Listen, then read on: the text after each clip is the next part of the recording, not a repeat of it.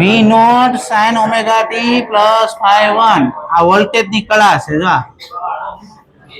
Current લખાય I naught sine omega T plus phi 2 આ current ની કળા છે. આ બંને કળાની બાદબાકી કરો એને કળા તફાવત કહેવાય. આને બોલાય ફેઝ ડિફરન્સ, કળા તફાવત. આપણે અત્યારે ભણવી એસી ભણવી છે. એસી માં પ્રવાહ અને વોલ્ટેજ વચ્ચે કળા તફાવત હોય. આ બે વચ્ચે કળામાં ફેરફાર હોય, અલગ અલગ હોય બેની કરતા. સમય તફાવત કોને કહેવાય? તો આપણે વેવ્સ ભણાવ્યું છે એમાં મેં તમને ભણાવ્યું હતું કે અહીંથી અહીંયા સુધી જાઓ એટલે કળા તફાવત થાય એનો 2π ને આવતકાળ પૂરો થયો એટલે સમય તફાવત થાય આવતકાળ જેટલો. એક આવતકાળ પૂરો થઈ ગયો ને તો 2π જેટલો કળા તફાવત હોય તો સમય તફાવત કેટલો હોય? તો ડેલ્ટા ફાઈ જેટલો કળા સમય તફાવત કેટલો હોય?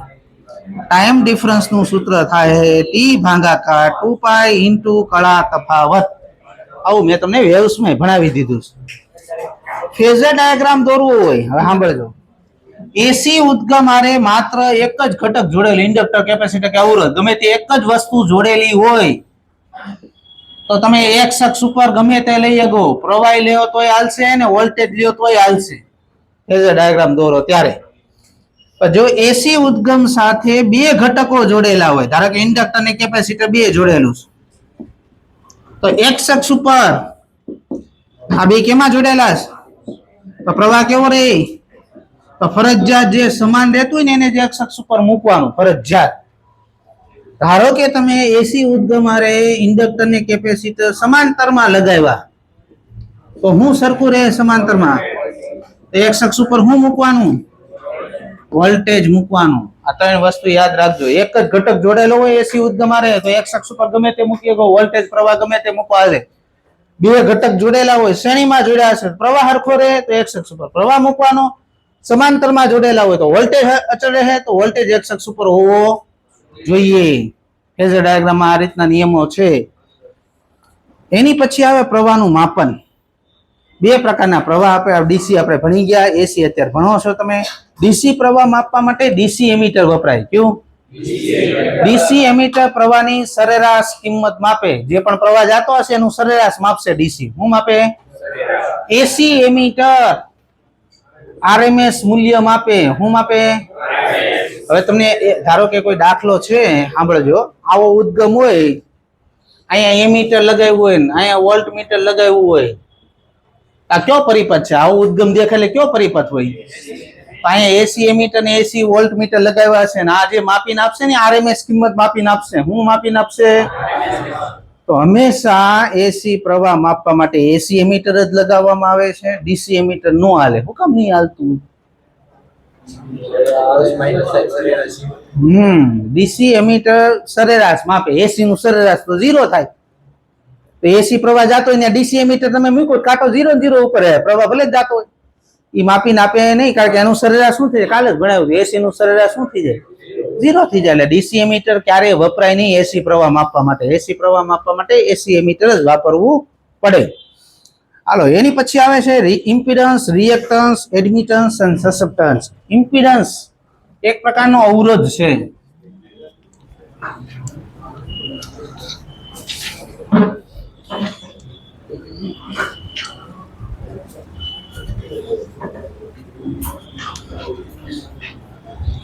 ઇમ્પિડન્સ શું છે? અવરોધ. બોલો ઓહમ નો નિયમ આવડે ને? V બરાબર IR. R બરાબર શું લખાય? V/I. ઇમ્પિડન્સ શોધવું હોય ને તો આ તે બંનેની મહત્તમ કિંમત મૂકી શકો, કાં તો બેની આરએમએસ કિંમત મૂકી શકો. VRMS/IRMS. ત્યારે આવું નહીં કરવાનું એકની મહત્તમ કિંમત લ્યો કે એકની આરએમએસ કિંમત લ્યો, એવી નહીં. કાં તો બેની મહત્તમ કિંમત લ્યો કાં તો બેની આરએમએસ કિંમતનો ગુણોત્તર, એનો બોલાય ઇમ્પિડન્સ. એકમ એનો થાય ઓહમ. ઇન્ડક્ટરનો ઇમ્પિડન્સનું સૂત્ર છે J⍵L અને કેપેસિટરના ઇમ્પિડન્સનું સૂત્ર છે -J/ωc. અહીંયા તમને જે દેખાય છે એને સંકર સંખ્યા કહેવાય. શું બોલાય ને? સંકર સંખ્યા. આ ગણિતમાં આખું ચેપ્ટર આવે સંકર સંખ્યાનું. તમારે ખાલી આટલું જ યાદ રાખવાનું, જે એટલે સંકર સંખ્યા, બસ. બીજું કઈ આગળ વધવાનું નથી તમારે. તો આ બે સૂત્ર પહેલા ને લખી નાખો. ઇમ્પિડન્સ લખ્યો છે ત્યાં, ઇમ્પિડન્સ લખ્યો ને બાજુમાં લખો. Inductive impedance J⍵L, capacitive impedance -J/ωc. હાલો એની પછી આવે રિએક્ટન્સ. ઇમ્પિડન્સ નું મૂલ્ય એને રિએક્ટન્સ કહેવાય. આ જે વાળો ભાગ નહીં લખવાનો, બાકીનું શું દેખાય? આને બોલે ઇન્ડક્ટિવ રિએક્ટન્સ અને 1/ωc ને બોલાય કેપેસિટિવ રિએક્ટન્સ. ઇમ્પિડન્સ નો વ્યસ્ત એને બોલાય એડમિટન્સ અને રિએક્ટન્સ નો વ્યસ્ત એને બોલાય સસેપ્ટન્સ. ઇમ્પિડન્સ ના વ્યસ્ત ને શું બોલાય? એડમિટન્સ અને રિએક્ટન્સ ના વ્યસ્ત ને સસેપ્ટન્સ કહેવામાં આવે છે. હાલો હવે એલસીઆર શ્રેણી પરિપથમાં વી આવો. પત્તું ફેરવો, પાછળ તમને એલસીઆર શ્રેણી પરિપથ આપ્યો હશે. હાલો એક જ પરિપથ ભણવાનો છે, બાકી બધું ઓટોમેટિક આવડી જાય. બહાર એલું છે, પણ એક પરિપથ આવડતો હોવો જોઈએ.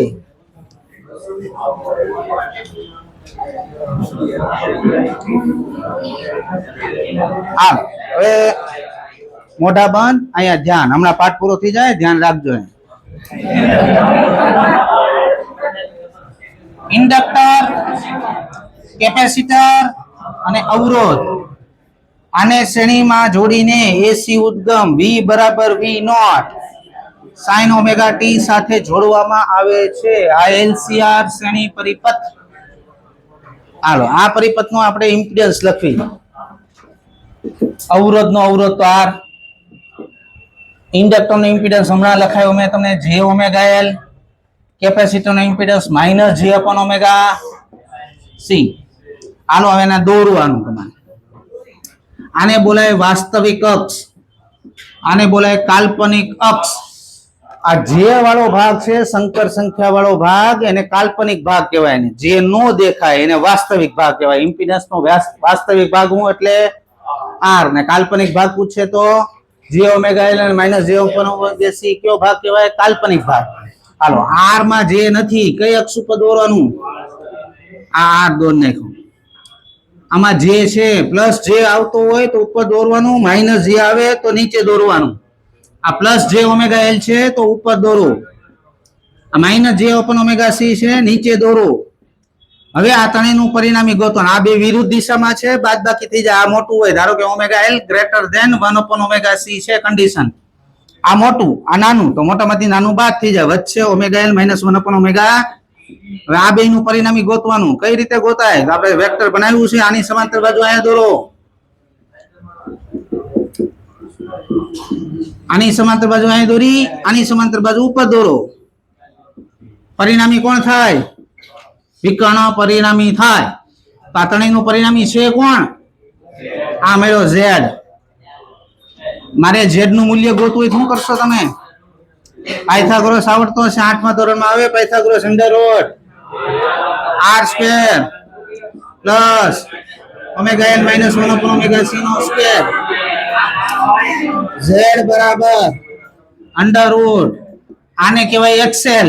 હમણાં જ ભણાવ્યું, XL બરાબર ઓમેગા L, આને બોલે XC. આ ઇમ્પિડન્સ ના બે સૂત્ર તૈયાર થઈ ગયા.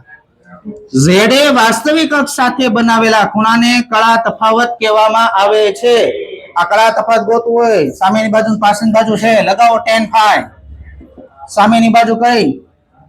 Omega L -1 upon omega C. પાછળની બાજુ કઈ? અને બીજી રીતે કેમ લખાય? XL XC by R. હવે જો ખૂણો ઉપરની સાઈડ બનતો હોય તો એ ખૂણો પ્લસ લેવાનો. હવે ધારો કે આ મોટું છે, આ નાનું હોય તો શું થાય? આ મોટી કિંમત છે ગ્રેટર ધેન ઓમેગા L. આ મોટી કિંમત હોય, આ નાની કિંમત હશે, તો આમાંથી આ બાદ થાય તો પરિણામી કઈ બાજુ મળશે? પછી એનો પરિણામી ગોતો એટલે Z આ બાજુ મળશે ને. તો આ ખૂણો કઈ બાજુ મળ્યો?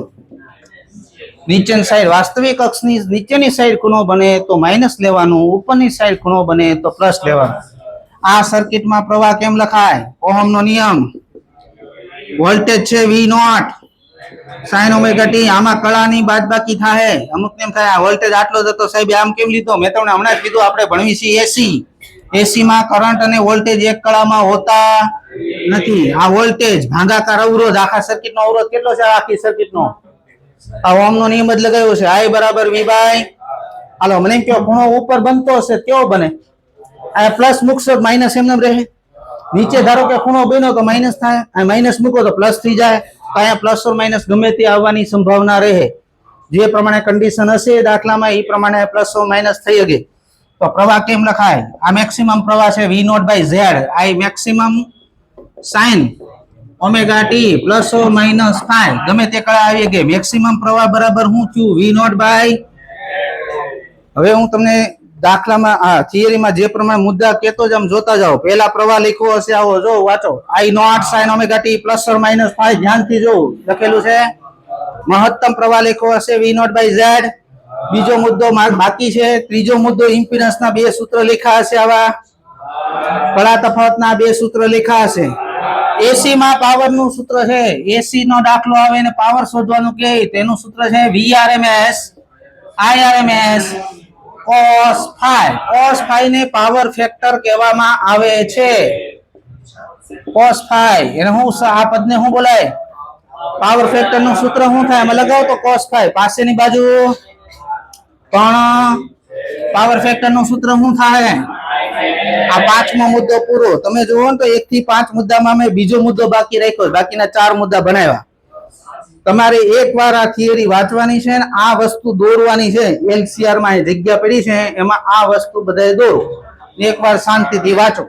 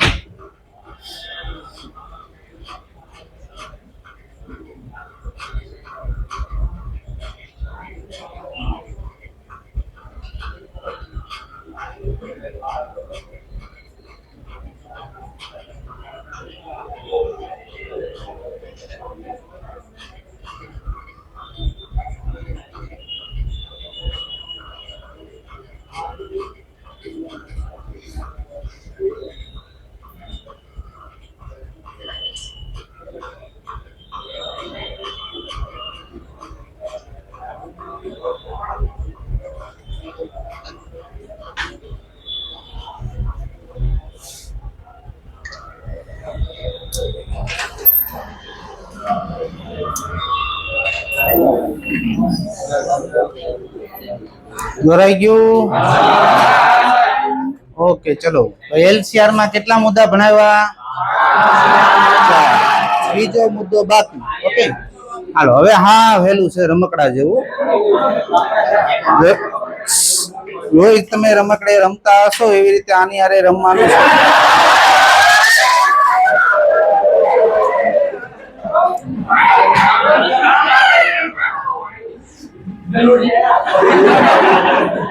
હાલો બાળકો અહીંયા ધ્યાન. માત્ર અવરોધ ધરાવતો પરિપથ. આ બધા પાઠ હેલા છે, આમાંથી માર્ક્સ કવર કરવાના છે. તો વ્યવસ્થિત ધ્યાન રાખો. અહીંયા આવ્યો હરખું ધ્યાન રાખો ને તોય ઘણું છે. એટલું કરો ને તોય આવડી જાય એવું છે. માત્ર અવરોધ ધરાવતો પરિપથ. બોલો, ઇન્ડક્ટર જોડવાનું કીધું, કાઢ નાખવાનું. કેપેસિટર નહીં જોડવાનું, અવરોધ જોડવાનો. અવરોધ જોડવાનો, ઇન્ડક્ટર નહીં, કેપેસિટર નહીં. તો ઝેડ બરાબર શું થઈ જાય? બસ આને દોરી નાખવાનું. અમને શીખવાડ્યું વાસ્તવિક અક્ષ, કાલ્પનિક અક્ષ. આ કયો ભાગ છે? વાસ્તવિક ભાગો. હવે ઝેડ બરાબર આર. તો ઝેડ એ વાસ્તવિક અક્ષ સાથે બનાવેલો ખૂણો કેટલો આવ્યો? આમાં મૂકી દેવાનો. આ પ્રવાહનું સૂત્ર છે ને, આ 0 મૂકી દો ને આ પદ નીકળી જાય. હાલો, ઝેડ બરાબર શું આવી ગયું? આ મહત્તમ પ્રવાહ થઈ ગયો. હાલો, પાવર ફેક્ટર શું થાય? અહીંયા 0 મૂકી દો તો cos 0 1 થઈ જાય, એટલે પાવર ફેક્ટર 1 થઈ જાય.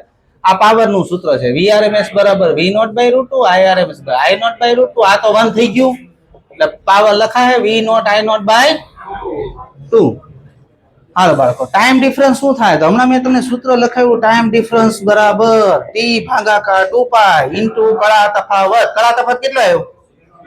અહીંયા 0 મૂકી દો તો શું થઈ જાય? હાલો, તો તમે જો વોલ્ટેજ ની કળા કઈ છે ને કરંટ ની કળા કઈ આવી?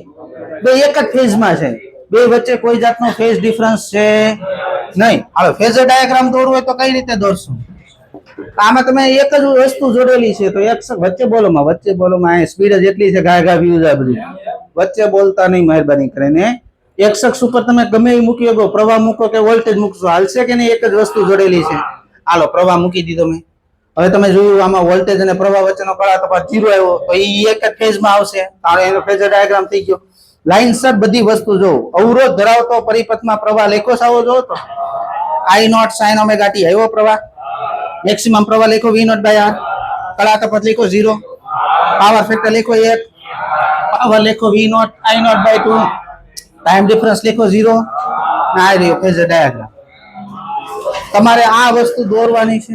આ દોરો, આ ઇમ્પિડન્સ દોરો બધાય.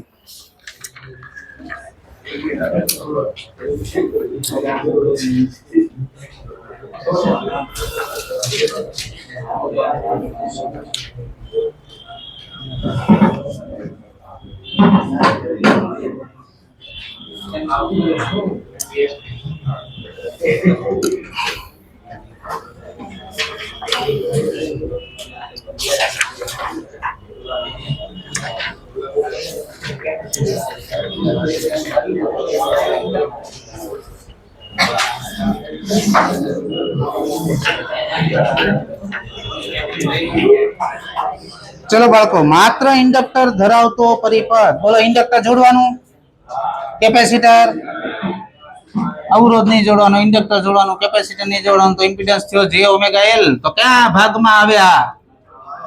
આ દોરવાનું ωL. ઝેડ બરાબર. હવે ઉપરની સાઈડ ખૂણો આવ્યો, કેવો લેવાનો? +π/2 એટલે +90 ડિગ્રી કળા તફાવત આવ્યો. મૂકો અહીંયા +90 ડિગ્રી એટલે -π/2 રહે. આ કરંટ થઈ ગયો. ઇમ્પિડન્સ કેટલો આવ્યો? ωL બરાબર શું લખાય? આ થઈ ગયો. કળા તફાવત કેટલો આવ્યો? π/2. π ઉડી ગયા. ટાઈમ ડિફરન્સ કેટલો આવશે? T/4. કળા તફાવત કેટલો આવ્યો? cos 90. આ શું થઈ જાય? પાવર. આ 0 થઈ જાય તો 0. હાલો, હવે તમે જોયું વોલ્ટેજ ની કળા કઈ છે? જો ને કરંટ ની કળા કઈ છે? કરંટ ની કળા જો ωt -π/2 છે, મતલબ કરંટ છે વોલ્ટેજ કરતા કળામાં π/2 પાછળ છે. યાદ રાખજો આ લીટી. ઇન્ડક્ટરમાં કરંટ વોલ્ટેજ કરતા π/2 પાછળ હોય છે. હાલો, તો પાછળ દોરવાનું. હાલો, મેં ધારો કે એક શખ્સ ઉપર પ્રવાહ મૂકી દીધો, તો પ્રવાહ તો પાછળ રાખવાનો છે. તો વોલ્ટેજ ક્યાં રાખશો? આગળ રાખ્યો, પાછળ રહી ગયો પાછળ. ધારો કે તમે એક શખ્સ ઉપર વોલ્ટેજ મૂકી દીધો, તો પ્રવાહ રાખો પાછળ, આ રહી ગયો પાછળ. તો આમ દોરો તોય સાચો પડે, આમ દોરો તોય સાચો પડે. ખાલી ઇન્ડક્ટર હોય તોની વાત કરું છું. આ બે ડાયાગ્રામ દોરેલા છે લાઈનસર, બધા લીટી જો. પ્રવાહ લેખો છે આ જો. તો I0 sin ωt -π/2 આવ્યો પ્રવાહ. મેક્સિમમ પ્રવાહ લેખો V0/XL. કળા તફાવત લેખો +π/2 અથવા 90 ડિગ્રી. પાવર ફેક્ટર થઈ જાય 0. પાવર થઈ જાય 0. Time difference T/4. આ બે ડાયાગ્રામ આવી ગયું પૂરું. આ દોરો.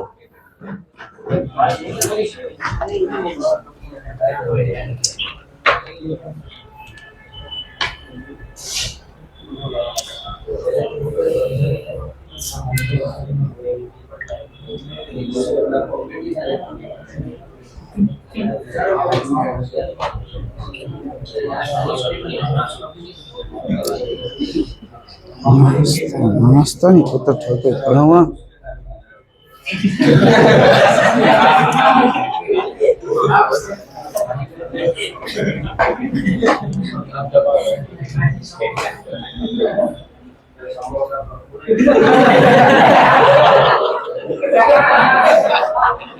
ભૂખની બહાર જ છે આ બધી. ભણવાની ભૂખ નથી, ખાવાની ભૂખ છે.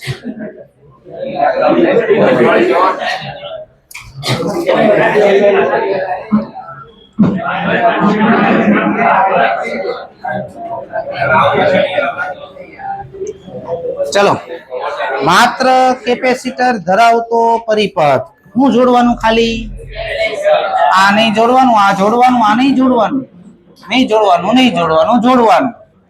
માઇનસ જે અપોન ઓમેગા, માઇનસ જે વાળો ભાગ ક્યાં દોરશો? નીચે. તો કળા કેટલી આવશે? -π/2 અથવા -90 ડિગ્રી. અહીંયા -90 મૂકશો તો શું થઈ જાય? પ્લસ. અહીંયા શું થઈ જાય? 1/ωc. અહીંયા થઈ જાય xc. ટાઈમ ડિફરન્સ ઈનો રે, આ ઈનું રે, આ ઈનું રે, બધું ઈનું રે. આયા આમાં જો તો વોલ્ટેજ ની કળા કઈ છે ને કરંટ ની કઈ છે? જોઈ કરંટ છે વોલ્ટેજ કરતા કળામાં π/2 આગળ જતો રહ્યો.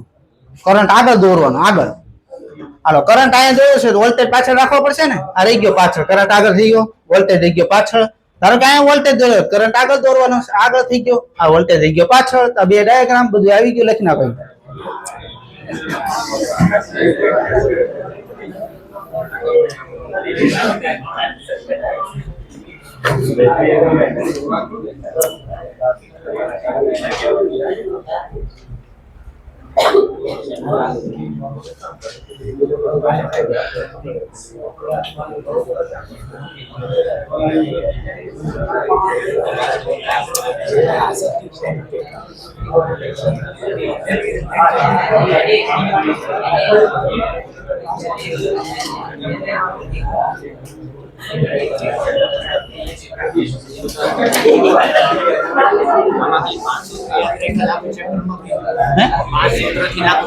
બસ એ તો જ આવે, બીજું કઈ આવતું જ નથી.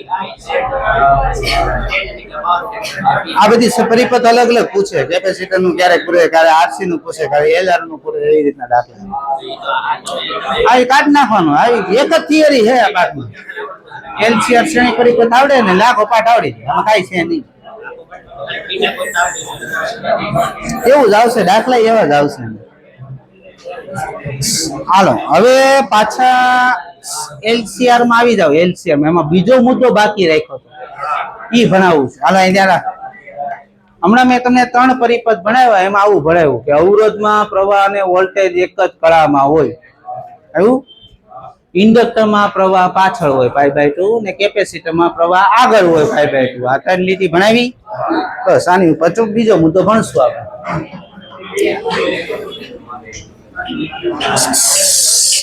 મોટા બંધ. અહીંયા ધ્યાન. આપણે ગોતવાનું છે કે ઇન્ડક્ટરનો વોલ્ટેજ, કેપેસિટરનો વોલ્ટેજ ને અવરોધનો વોલ્ટેજનો આ ઉદ્ગમના વોલ્ટેજ આરે શું સંબંધ છે? આ ચારેય વચ્ચેનો સંબંધ કરાવવાનો છે. હાલો કરાવી. આ બધે 3 વસ્તુ કેમાં છે? પ્રવાહ કેવો રહે બધામાં? આનો પ્રવાહ, ઈ જ આનો પ્રવાહ, ઈ જ આનો પ્રવાહ. બધાનો પ્રવાહ તો હરકો જ રહેવાનો શ્રેણી. હાલો, આ ત્યારે મેં તમને હમણાં જ ભણાવ્યું કે પ્રવાહ સરખો છે તો એક અક્ષ ઉપર ફરજિયાત તમારે પ્રવાહ મૂકવો પડે. આવું ભણાવ્યું. હાલો, ને અવરોધનો વોલ્ટેજ ક્યાં મૂકશો? અવરોધમાં પ્રવાહ અને વોલ્ટેજ વચ્ચેનો કળા તફાવત 0, એટલે એની ઇન ડાયરેક્શનમાં મૂકશો. ઇન્ડક્ટરનો વોલ્ટેજ અહીંયા મૂકશો, પ્રવાહ પાછળ હોય ઇન્ડક્ટરમાં, જો પાછળ.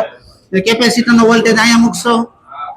ધારો કે આ મોટું છે, નાનું છે, આમાંથી આ બાદ થાય VL - VC. પછી આનું નાનું પરિણામી ગોતવાનું.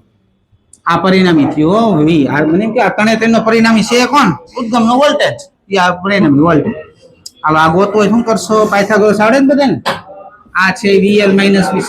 એ ભાઈ તમને ના પાડી, મોટું ભાન રાખો. બોલવાનું છો કે ત્યાં બોલો ને, તેવડ હોય તો. આ મારે V ગોતવું શું કરવું પડે? પાયથાગોરસ √ VR² + VL - VC નો આ સૂત્ર બીજો નંબરનો મુદ્દો છે. આ આવી ગયો બીજો નંબર. હવે તમારે આ વોલ્ટેજ અને પ્રવાહ વચ્ચેનો કળા તફાત અહીં રહ્યો જાય રહ્યો. આ V અને I વચ્ચેનો કળા તફાત અહીં રહ્યો. આ ગોતવો હોય શું કરવું પડે? સામેની બાજુ પાછળની બાજુ હોય તો tan phi લગાવી દો. સામેની બાજુ VL - VC પાછળની બાજુ I સૂત્ર કળા તફાતમાં લખ્યું છે વોલ્ટેજના સ્વરૂપમાં જો લખ્યું. હાલો હવે તમે જો ને તો 1 થી 5 મુદ્દા કમ્પ્લીટ થઈ ગયા આમાં. બીજો બાકી હતો એ કરી નાખો જાય રહ્યો. હવે પાછા તને આવી જાવ. હવે અવરોધ ઇન્ડક્ટર ધરાવતો પરિપથ. હવે આપણે એક એક વસ્તુ જોડી હતી, હવે બે વસ્તુ જોડ્યા રાખવાની.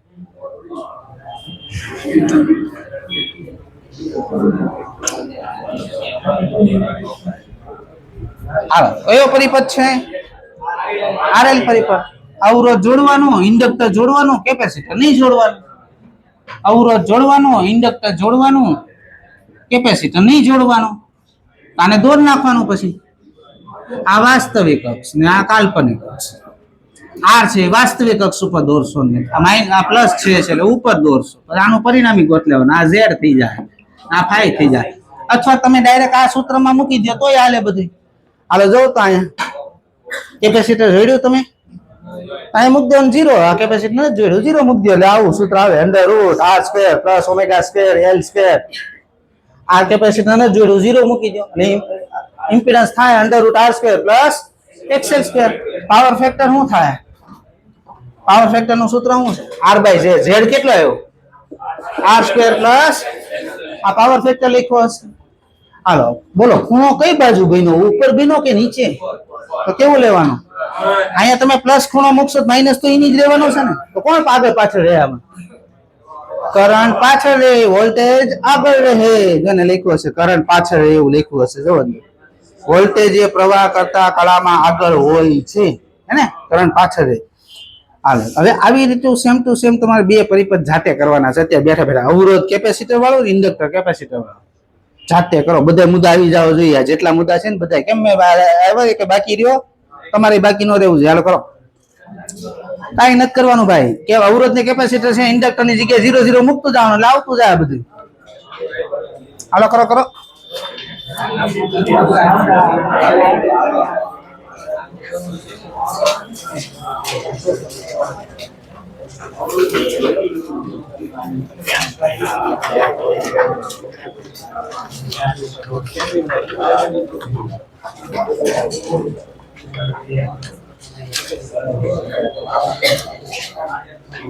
આ દોરજો બધામાં બે પરિપથમાં. અત્યારે આ દોર ના RL નું, પછી RC નું દોરો અને જે બાકીના બે પરિપથ નો ઇમ્પિડન્સ દોરો બધાય.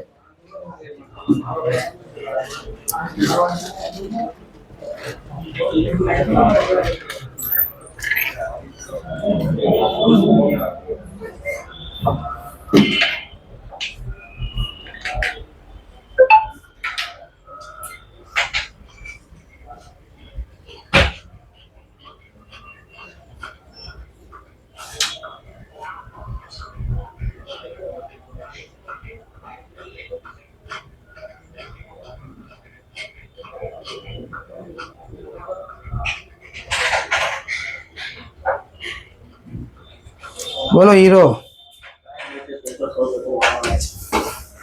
પેપર સોલ્વ કરતા વાર લાગે છે. છે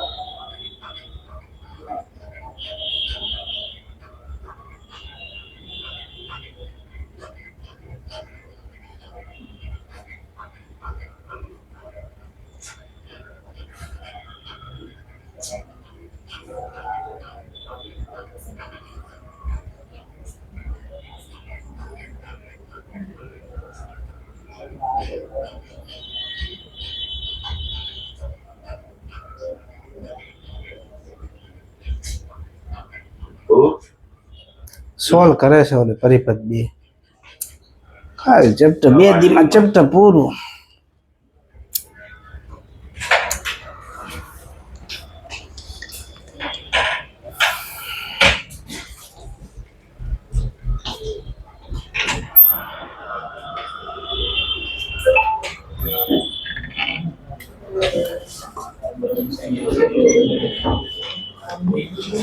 બોલો બાળકો, જો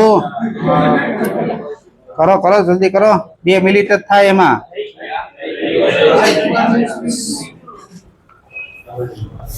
અમુક વસ્તુમાં 2-3 મિનિટ થાય, પતાવવાનું હોય બધું.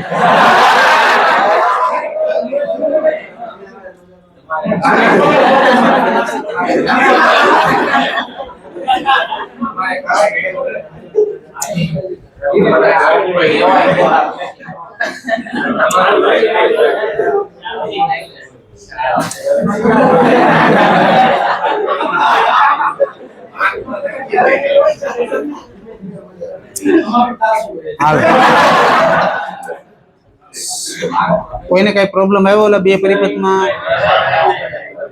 શીખવાડવું પડે એવું છે કોઈ તો બોલજો પાછા. ઇન્ડક્ટર કેપેસિટર અવરોધ નથી ને 0 0 મૂકી રાખે, મૂક દે જાય 0.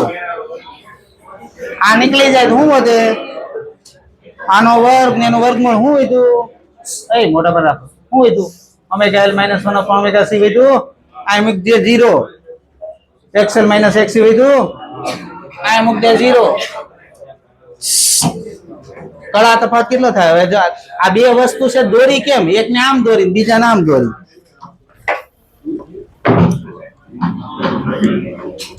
હાલો, હું જોડ્યો છે ક્યાં પેન મૂકે? પેન અંદર પડી રહી.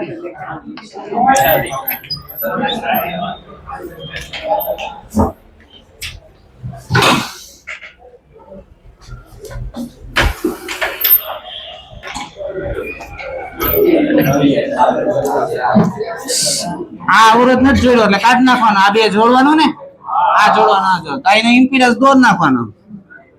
આ વાસ્તવિક અક્ષ, આ કાલ્પનિક અક્ષ, આ પ્લસ જે વાળો ભાગ છે ઉપર દોરવાનો, આ માઇનસ વાળો છે નીચે દોરવાનો. હવે આ મોટું હોય તો આમાંથી આ બાદ થાય ને. આ થઈ ગયો Z, તો ખૂણો કઈ બાજુ બન્યો?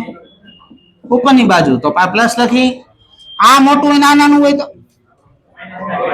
તો નીચેની બાજુ ખૂણો બનશે, તો -π/2 આવશે. તો આ પ્લસ મૂક્યું માઇનસ થાય, માઇનસ મૂક્યું પ્લસ થાય. આ તમે જો તો +or -2 લખ્યું હશે પ્રવાહમાં. જો આવ્યું +or -2 પ્રવાહમાં π/2. બસ બીજું કઈ શીખવાનું. રેડી? આ દોર નાખો ઇમ્પિડન્સ જેને દોરવું એને. કાલથી આપણે 6થા મુદ્દાથી શરૂ કરશું. એટલે 10 મિનિટનું જ કામ છે. મેં બાકી એટલે રાખું છું તમને દાખલા ગણવાનો ટાઈમ મળે. બાકી તો આમાં 1 લેક્ચરનું ચેપ્ટર છે, શરૂ કરું ને આજને આજ પૂરું કરી નાખું.